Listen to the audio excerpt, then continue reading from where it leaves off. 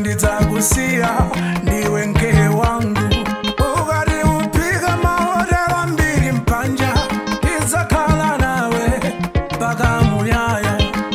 Malilime usiku usagona, kupempha kwa Mbuye ndipezwa chikondi. Lelo Mungu wanga ndiyankha, asante Mungu asuviwe.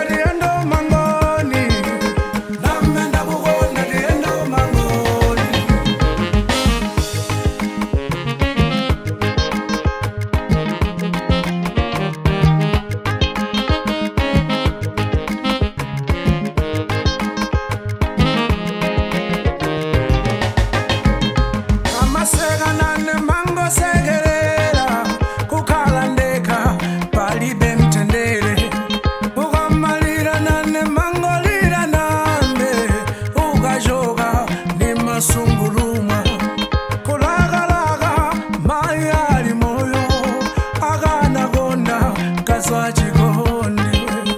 Mika maenda mbiri cheu hatiza bwino sijedwa ndi apumbwa.